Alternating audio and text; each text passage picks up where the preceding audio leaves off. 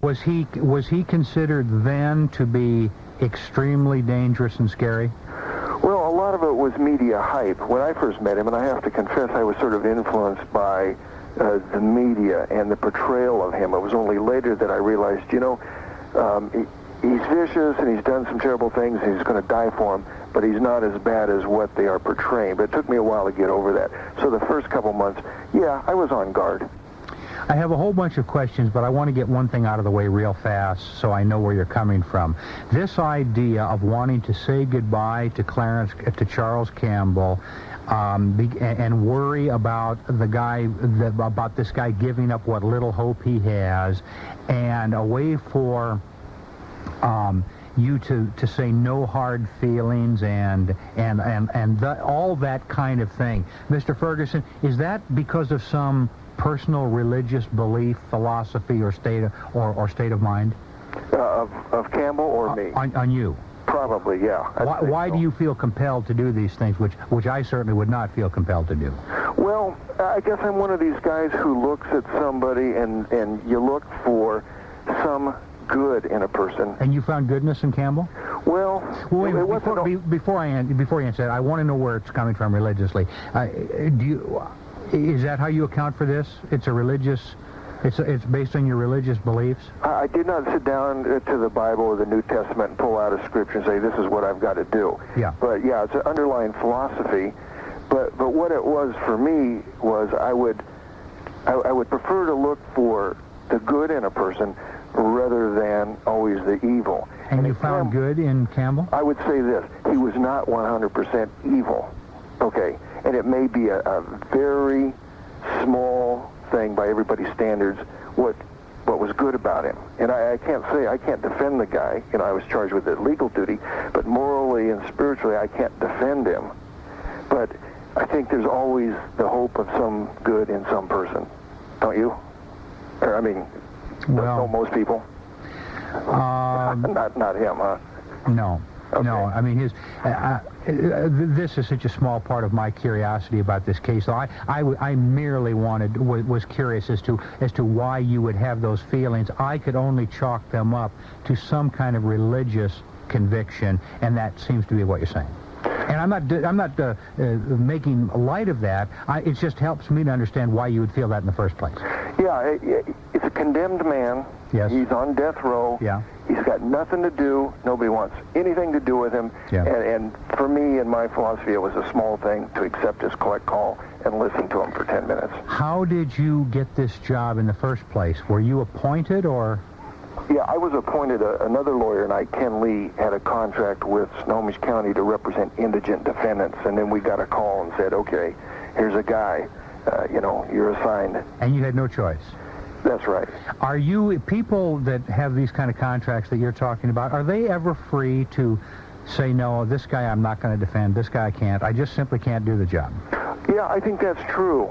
You can do it. What happened in my instance and Mr. Lee's is that we started butting heads with Charles Campbell, went to the court and said, look, legally I think we need to withdraw, get out of it.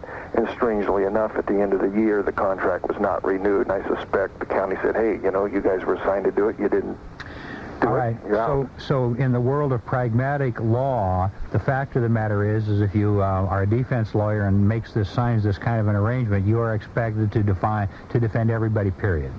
That's right. If you're assigned, the court says do it, you got to do it. Okay. I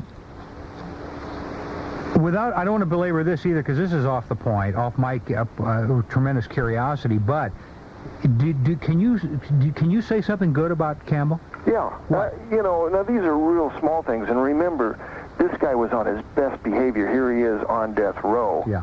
I mean, if you're ever going to try and do it right, you would think you would do it then, and particularly for your lawyer. But again, I butted heads, and it was only later in the last few years, that his relationship and mine you could almost call, in a small way, civil. What made it civil? Well, my hardest thing with Campbell was telling him no and getting him to follow advice. Later, when we finally established that, hey, I'm not going to be your lawyer, under any circumstances, then it became more we stopped talking about his case, his problems, and then we got into almost a conversation that you would hear between two civil people. What did you see in his eyes? Way back when? Yeah. You know, and I remember, I think I was really influenced by the media and expected to see this evil devil kind of guy. But I think what you could see was almost a shock, you know, a desperation, you know, a cornered person.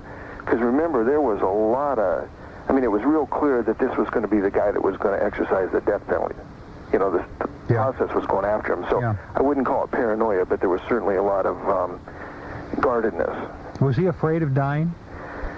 I don't know. You know, everybody says he wasn't afraid of anything, but... Who said that? Well... I mean, maybe I concluded it. Yeah. I mean, I've got some questions later on to ask you about the way he intimidated other people.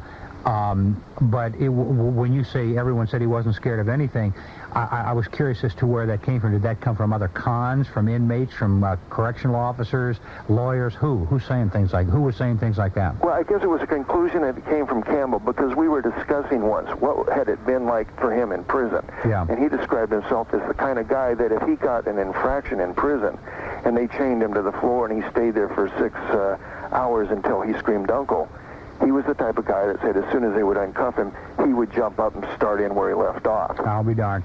We have lots of questions. I have lots of questions for Royce Ferguson, the first attorney for Charles Campbell. You may as well. And if you do, call in at 441-5464 in Seattle and 1-800-833-5464 throughout the state. Cellular One callers can use us toll-free at star 1090, and we will be back with Mr. Ferguson in just a moment. It's 2:17 at King 1090. Supermarkets come in two types. The ones with savings gimmicks you end up paying for anyway, and those that give you basic, honest, low prices day after day. At Albertsons, we figure it's our job to always bring you the very best prices we can. Supermarkets come in two types.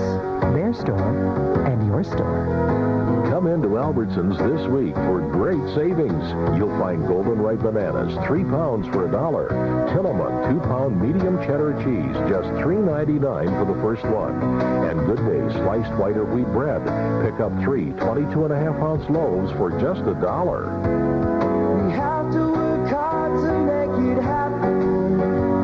Maybe that's why we are who we are. You get honest low prices every day without any effort. Albertsons, it's your store.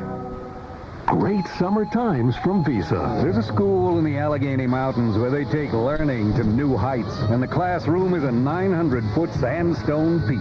It's Seneca Rock Climbing School, where they've been showing people the ropes for over 20 years. And whether you're starting out or a seasoned pro, Seneca's the place to hang out. So when you come, bring your day pack and your Visa card, because at Seneca Rock Climbing, they'll take you straight to the summit, but they won't take American Express.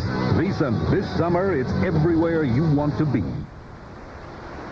It's in here somewhere. Oh, here it is. Along the coast of British Columbia. Now, this is an actual custom. If you want to know who your one true love is, you put 3 slugs in a jar and leave them overnight. Yeah, it gets worse. While you're asleep, the slugs will leave the initials of your one true love in their silvery trails. Hey, it's a shot. Thought you should know. Frankly, you might want to consider opting for the Seattle Weekly East Side Week Personals instead. It's a whole lot less slimy. Seattle Weekly East Side Week Personals. Call 623-6231. Unpredictable, unconventional, unstable. Pat Cashman, weekday mornings on King News Talk 1090.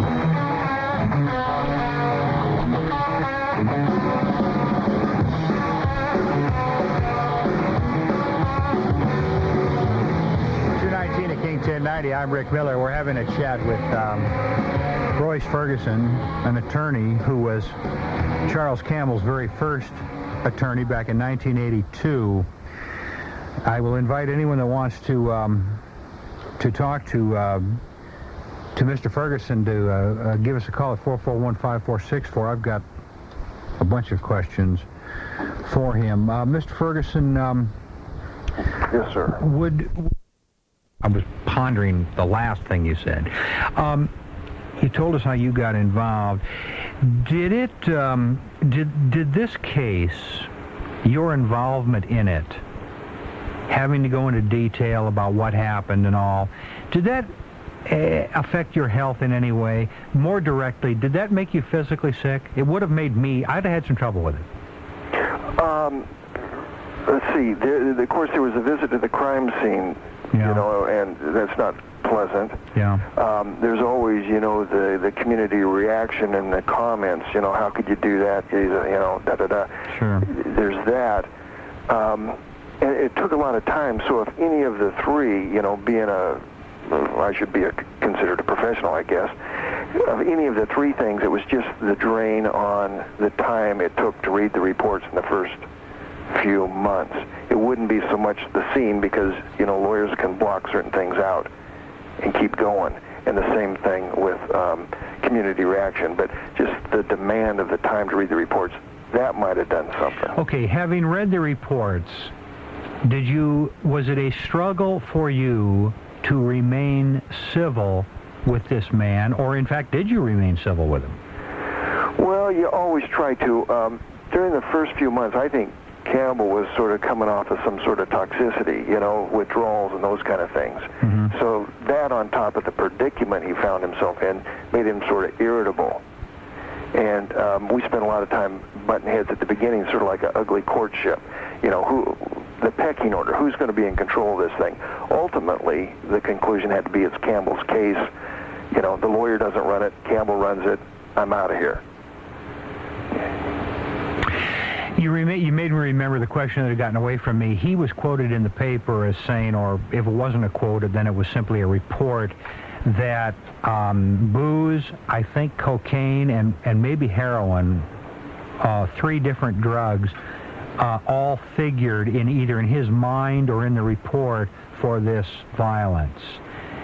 The question is, was he an addict of anything? And if he was, what was he an addict of?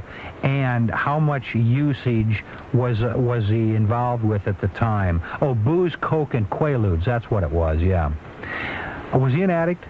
Yeah, I'm convinced that he was a substance abuser from way back. In booze, coke, in what areas? Well, I know there was booze. Yeah, what kind? Alcohol. He was drinking the day of the murders. Let me tell you one thing. I had a difficulty sorting out how much did he drink after the murders, how many prescriptions and drugs did he consume after the murders that belonged to the victims versus what was he doing before. But there was an account that he was walking and staggering on the afternoon of the murders. So my guess is that he was at least on something before the murders, and he had had a history of that. The toxicology report listed some 6 or 7 foreign substances in his blood shortly after he was arrested. Mm-hmm. They took a blood sample from a search warrant, and that toxicology report listed a whole bunch of stuff. But it was difficult to say, was that in the system before the murders or after? The purpose of the question was this.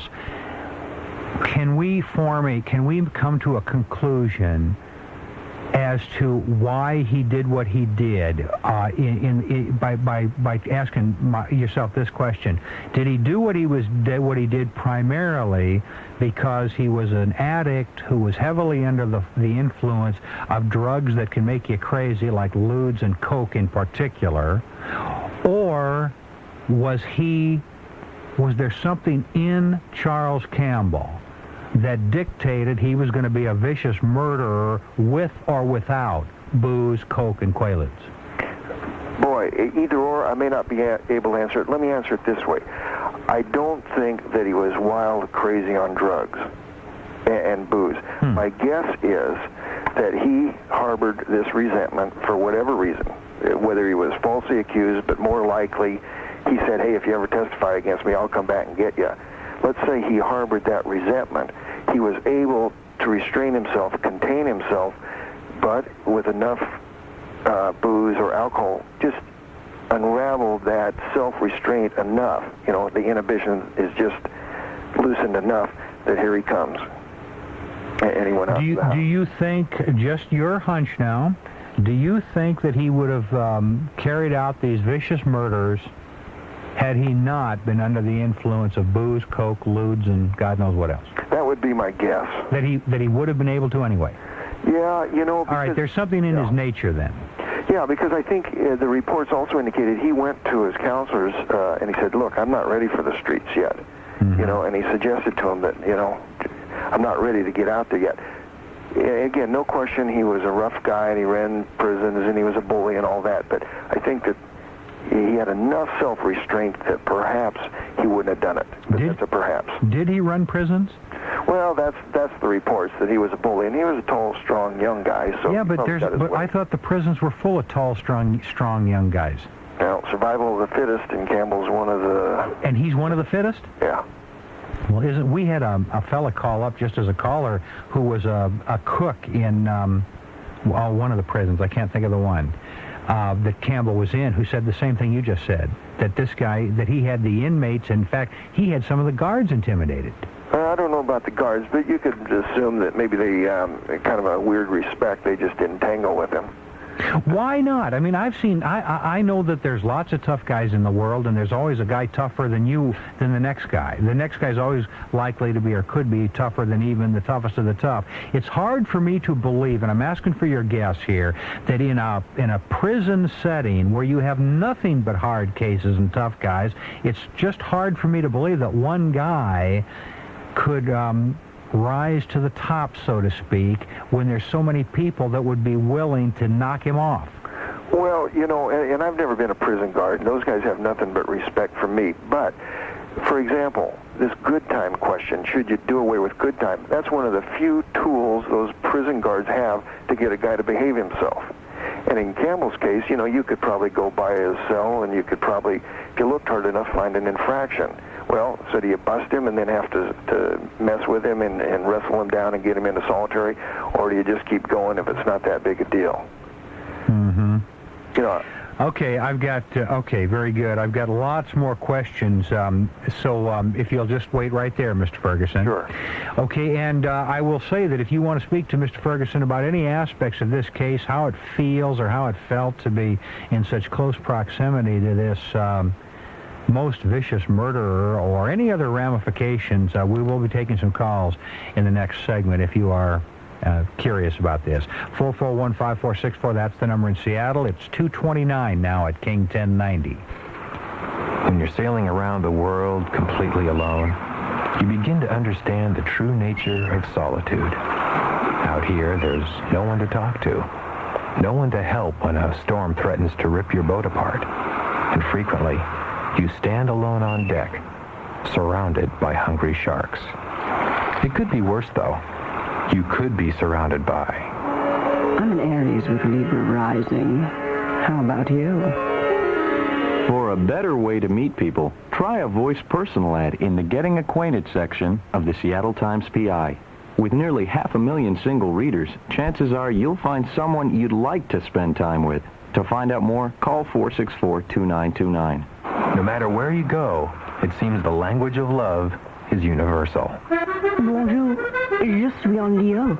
Et vous?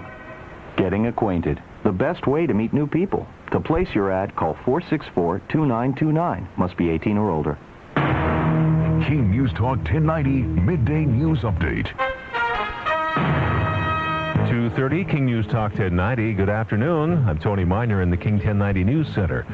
Arraignment will be coming Monday for indicted Congressman Dan Rostenkowski. He faces a variety of corruption charges. The Illinois Democrat has had no comment since the indictment was returned yesterday. President Clinton due in Rome soon to start a European trip to commemorate D-Day. He'll be speaking with Italy's president and with Pope John Paul. But the highlight of his trip will be ceremonies to mark the 50th anniversary of the Normandy invasion. Misdemeanor convicts in Mount Lake Terrace will soon be able to pay to stay at home instead of going to jail. But they'll have to wear an ankle bracelet monitor. They will pay a $15 a day fee with a 7-day minimum upfront cost. Police spokesman Scott Smith, who says most of the people doing this will be nonviolent offenders, and he says it'll reduce their costs and jail overcrowding. 2:31, King News Talk 1090. A look at traffic and weather together coming up next. Before you throw it out, check it out. Recycling, it's easy to do. It'll save our resources, can save you money too. Recycling, it's easy to do. So what's keeping you from recycling? If you're worried about cost, here's a pleasant surprise. In most areas of King County, recycling pickup is already included in your garbage bill, so it won't cost you anything more. And it might even save you some money. About half the stuff you throw away can be recycled. That means you could cut back your garbage service and save. Recycling's easy to do, and it's easy to get started. Your garbage company will provide your recycling containers at no extra charge. Just ask for them. Recycling, it's easy to do. Recycling pickup is available in most areas of King County. Just talk to your garbage company or call the King County Solid Waste Division at 296-4466. Once again, this is the guy who's gotta know, and today we are at a mini-mart in Yakima, where people are lining up to buy lotto tickets. Excuse me, sir. Yes, I'm here for you. What's the first thing you're gonna do when you win that big jackpot? Work tirelessly to preserve and protect our national symbol, the bald eagle. That is very noble of you. Yes, thank you. I want to create miniature toupees for the male of the species. Toupees? Yes, thank you. See, a total hair replacement system. Actually, you see, with a full head of natural-looking hair, a.k.a. coiffage, the bald eagle will be far more attractive to potential mates. Sure. He'll feel more confident, more virile, thereby proliferating the breed. Amazing. Yeah, indeed, they are. It is. The eagles can fly in them, swim in them, love in them, just like real hair. Well, with a lotto ticket, you are just 6 numbers away from making it happen. Let's hope so, my fine friend, for the eagle's sake. Lotto. Do you feel lucky? Must be 18 years of age. Odds of winning 1 in 7 million if you play. Considerably higher if you don't. The next Lotto jackpot is worth $7 million. Feel lucky? Then buy your tickets today and see how being a millionaire can change your life. 2:33, King News Talk 1090. A look at the all-day traffic watch with Janet Ryan. With reports of a stalled vehicle blocking the roadway I-5 exiting to westbound 518. No direction given on I-5. Aside from that, just some backup. Southbound 5 slowing a bit from 405 down to the construction zone at 220th. Might still be a little slow westbound 2 approaching the Hewitt Avenue trestle due to an earlier injury accident. A little heavy eastbound 520 already at the Arboretum heading out to the water. Northbound 405 slows a bit approaching the I-90 interchange. King 1090 weather, partly cloudy this afternoon, highs in the mid to upper 60s. It's 2:34, and that's traffic and weather together on King News Talk 1090. We have partly sunny skies right now, 64 degrees in downtown Seattle. Coming up at 3 o'clock, a local lesbian wins a big court case against the military. I'm Tony Miner, King News Talk 1090. Outspoken, outrageous, out loud. Spend more of your midday with Rick Miller on King News Talk 1090.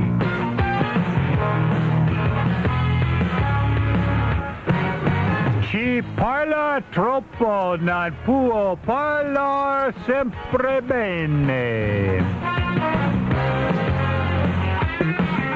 2:34 at King 1090. I'm Rick Miller. Words to the wise, Italian style. Hope you'll all take that to heart.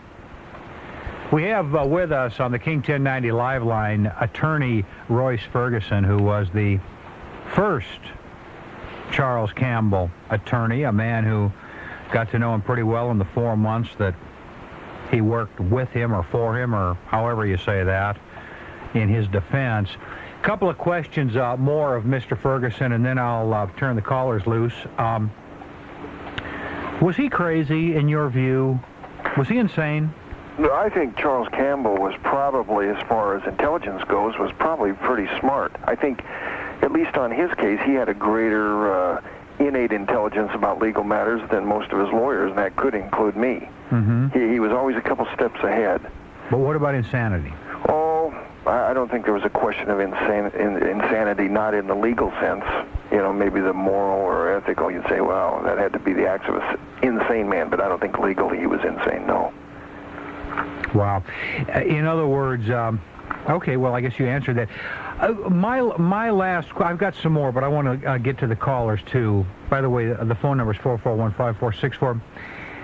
I don't want this question to sound like, are you still beating your wife? But I'm very curious to know how you and the legal system can justify 12 years of appeals.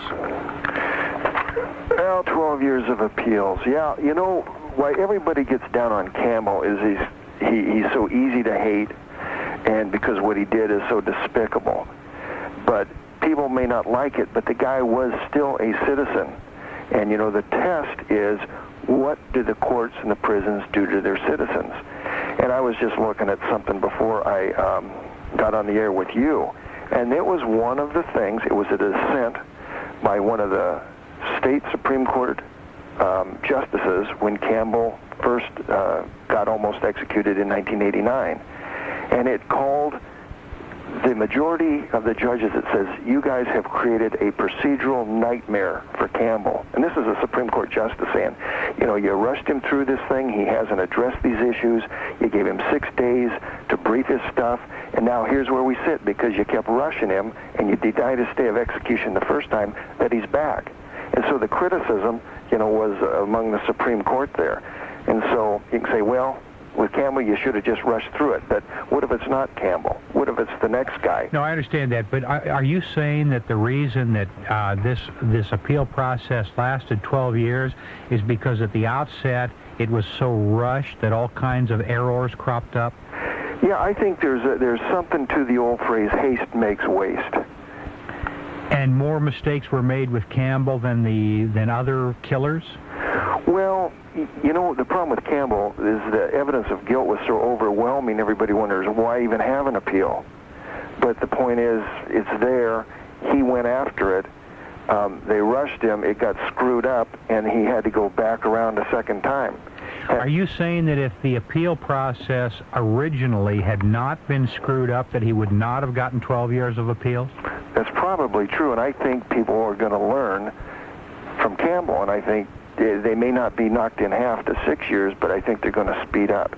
Someday they're not even going to have appeals. How many appeals did he... Oh, that'd be a good day. How many appeals did he actually have? Do you know?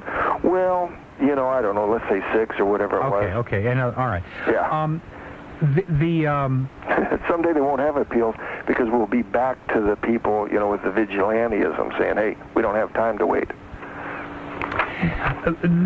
The fact is that very few, no one in my knowledge, my limited knowledge, has put the system through 12 years of this, and it sounds like you're saying that Campbell was able to do it for 12 years because of procedural errors that were made in the appeal process that apparently were not made in other capital cases where appeals were made. Is that basically it? Well, like this John Wayne Gacy, he went 15 years, in Illinois? Campbell's the first guy to fight it and finally get executed. His was 6. Dodd, he didn't fight it, and his was, 1? So I guess maybe you're looking at an average of 8 years. I don't know. But with those cases, I mean, basically, what have there been? How many executions since the death penalty was reinstated? A couple hundred? Oh, nationwide, yeah, probably. Okay. What do you guess that the average appeal time was for those 200? Oh, I don't know. Well, I'm guessing a couple of years. Yeah, at least. Okay, a couple of years versus 12 years. The point is, how in the world, I'm curious to know how attorneys, I mean, you've given your justification, but it's outrageous. 12 years is just outrageous. Well, I think... And way out, and the point I was making with the last thing is, and totally outside the norm and outside the average. Could be. Okay. And I'm not defending anything any of these lawyers have done, but it was Campbell rather than the 17 lawyers he had. But remember this, the Constitution, at least I understand, is to protect innocent people, not punish guilty people. And that's why it takes so long sometimes. If the system's perfect and you never have a guy stand up and say, hey, I didn't do it, and later they go, oh, gee, I guess he didn't. If you didn't have those kind of guys, we could rush everybody through in a matter of months. Let's take a quick call. Mike in Yelm, you're on King 1090. Thanks, Rick. Yes, Mike. And hi, Mr. Ferguson. Is that you? Yeah. Nice to meet you. I worked for a short period of time at Monroe State Reformatory, and presently I work in a juvenile correctional facility. I'm a line staff. We don't call ourselves guards, but essentially that's a good portion of what we do. We're called JRCs. Juvenile rehab. Okay, none of that matters. We're on short time. Okay. What did you want to say, I want to reaffirm what you said earlier, that under many circumstances, to varying degrees, the inmates run the institution. And the reason for that is, in part, what your guest said, that, how much of a disturbance do you want to create? Do you want to overlook something, or do you want to create hand-to-hand combat in order to get an individual out of a cell, move him to solitary confinement, and the whole, the manure hits the fan? And the other thing is that there are so many of them, and they go together as groups and apply pressure. I know many correctional staff who have had their lives threatened and who go to work day to day knowing that they're going to have to face being spit in the face, kicked, threatened, and what have you, and you get worn down. And because your superiors, the administrators in the institution, don't want things in the newspaper, they want things for political reasons to look like they're under control and being run well, you get pressure to take the easy way out. Okay, I've got a question for both of you, and but we're going to have to take care of a little business, and when we come back, I will ask the question of both of you. It's 2:41 at King 1090. Graduation. You knew they could do it. Now you need the perfect gift to show them just how proud you are. Come to the University Bookstore for traditional classics, such as leather briefcases and fine pen sets. Wrapped hardbound sets of dictionary, thesaurus, and atlas, regularly $60.95, are on sale for just $45.72 while supplies last. And the paperback set is only $14.97. We'll even mail books free anywhere in the USA. Honor the grad's new alumni status by choosing from Husky souvenirs located throughout the store, or select a cutting-edge gift from our wide selection of multimedia on CD-ROM. And of course, we have everything you need for Graduation Party 94, all at our store on the Ave in Seattle or in Bellevue, 1 block north of Bellevue Square. For a great selection of gifts for every June graduate, shop the University Bookstore, where parking is free. This is the Kmart sale update. What's the hottest thing right now? The Flintstones, and Kmart's got them. Hurry into Kmart, your Flintstones headquarters. Rock bottom prices on everything from Bedrock. The hottest, most talked about merchandise of the season. Up to 25% off the regular price on Flintstones cotton t-shirts, videos, athletic shoes, vitamins, and more. Over 400 unadvertised specials. Over 300 advertised specials. Hurry, sale ends Saturday. The Kmart sale update. You give us 30 seconds. We'll give you the best sales. Hi, I'm David Orrick, maker of the 8-pound Orrick XL. There are over 1 million of my 8-pound uprights used in the world's finest hotels, airports, offices, and homes. And now you can use my 8-pound hotel vacuum in your home absolutely free without obligation for 15 days. Just call the factory, 1-800-989-4200 for the name of your nearest Orrick XL dealer. Hey, all you have to lose is the hidden dirt your present vacuum leaves behind. Call 1-800-989-4200.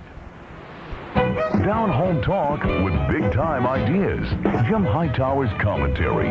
Weekday mornings after the ABC News at 8 on King News Talk 1090. 2:44 at King 1090. I'm Rick Miller. Right back we go with Mike in Yelm and Mr. Ferguson. A question to both of you. And I need a quick answer at the sidebar. If Campbell was a lone wolf, which I'm assuming he was in prison, how did he manage to keep the groups, maybe even the gangs of tough guys, at bay? I'd like both of you to address yourself to that. Mike? Yeah, I can tell you what I see. When I see a real tough 19-year-old or 18-year-old at Maple Lane School where I work, what they do is, first of all, they affiliate with some gang or an organization. It might not be people with colors. Yeah. And if they can beat up 1 or 2 guys that are almost as tough as they are, now you're talking about a handful of young men who can go around and intimidate an entire unit. And what they do is they extract photographs. Sure. But how does any of this apply to Campbell? Well, the problem is that Campbell came from the juvenile system.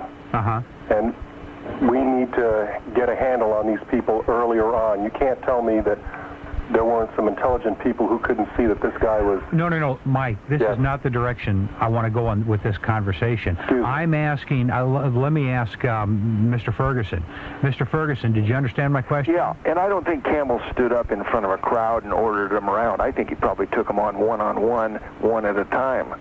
Got his reputation going, and that's all he had to do. Okay. I support that. Okay. Mike, can I make a quick comment? Please do. I wish that the people of the state of Washington would support the entire system, not just the cops, who we all support, but the attorneys. And I'd like to know from Mr. Ferguson, after I sign off, if he's ever felt threatened dealing with people like this, that they might come back at him when they get released. Obviously, Campbell will never be released. Fabulous question. Please do support the correctional staff that are in our juvenile and adult facilities. We face this kind of challenge every day of violence. Okay, Mike, thank you very much. Quickly on that, how about it, Mr. Ferguson? Retribution, threats? I think the defense lawyer is one of the last people the guy is going to come back and get, because he may need them again in the future. The other thing is taking away good time privileges. Sure, it sounds like you're going to punish the criminal more, but who you're going to punish is the custodial officer. That's one of the few tools he's got to make people behave, is that good time. Do you know anything about Campbell's nickname, One Punch? No, but you can just about imagine he probably decked some guy, and that's what started. I read in the paper that Campbell had a huge knuckle on his right hand. Did you ever see it? He had big hands, but there was nothing peculiar about his hands like that. Okay, the lore is that he had this huge knuckle on his right hand, which served as practically as a bludgeon. It was so big, and literally could cold cock people with one punch. I think that's just one of those rumors that are good to spread. Yeah. Let's take a call. Ted in Montlake Terrace. You're on King 1090. Hi, Rick. Yes, sir. Mr. Ferguson, I had a couple of questions for you. First one was, did Campbell ever threaten you verbally or otherwise? The guy never lied to me. He never threatened me. He never called me a bum. For the most part, we got along pretty well in that sense. But again, he was always chained up. My understanding was that he had threatened some of his counsel. Well, yeah, I read about that, but I never saw it. Maybe that's how come I kept in contact with him over the years. Okay, the other question was, do you see now, or looking back, or was there something that you had in mind as a defense for him that you think would have worked if he had paid attention to it? Well, nobody ever explained how he came from or where he came from. At the death penalty, he didn't put on any evidence. He didn't call his folks. He didn't want them involved. He didn't bring up his prison records. One thing we did real quick, we went and we pulled hair samples, and that way we had a 6-inch history of what he had consumed and what he'd been doing. And we found toxic mineral levels in some of his hair and some of that stuff, but we didn't have enough time and money, and that's one of the things we butted heads about. So we never got a chance to present that either. Do you think you could have gotten him off of at least off the death penalty? That's a question that I'll always wonder, but let's put it this way. He's always had the best lawyers going. He's always had the best. Okay, Ted, thank you. Thank you very much. To Bill we go. Bill in Renton, you're on King 1090. Hi, I had a couple quick questions for Mr. Ferguson there. I was wondering if you personally believe in the death penalty, and I know that's kind of a personal thing, but I'm real curious given your position here. But the other thing, it seems like society is so got such an insatiable appetite for the celebrity criminal, which is really nothing new. But do you have an opinion on that? The interviews and the ability to sell your pictures and all that other kind of strange stuff. It seems like they might feed off of that notoriety. And that said, do you think, did Campbell realize how big of a ruckus this was in the media and whatnot? Your first question first, yeah, I think there's a place for the death penalty. I'm not against it. The second thing is, there's a lot of criminals out there that have really tried to capitalize on things like the Menendez brothers and all that.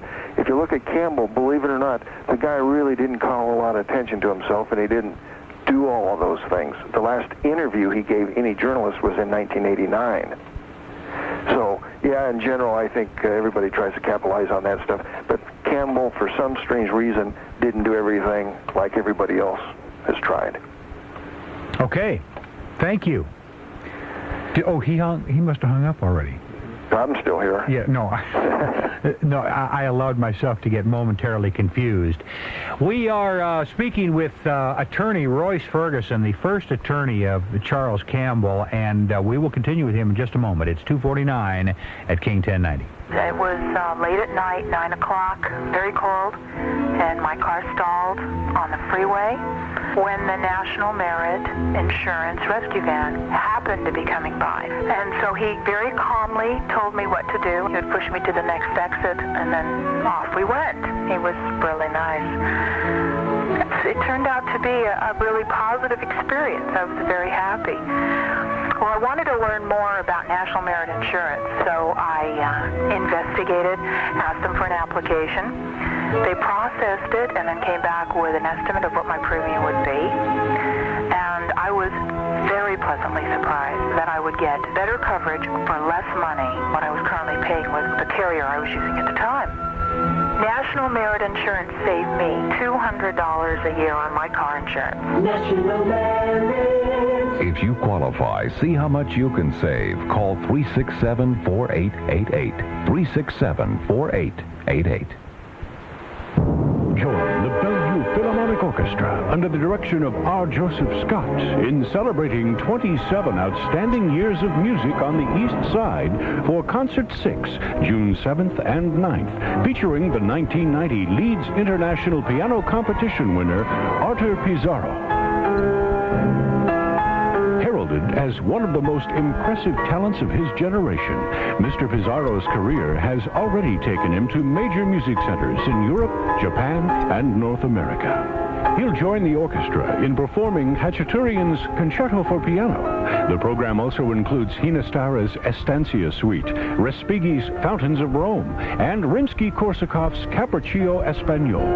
Don't miss the concluding concert of the 27th season with internationally acclaimed pianist Arthur Pizarro. Tickets are $14 reserved, $11 general, and can be purchased by calling 455-4171. This concert is sponsored by U.S.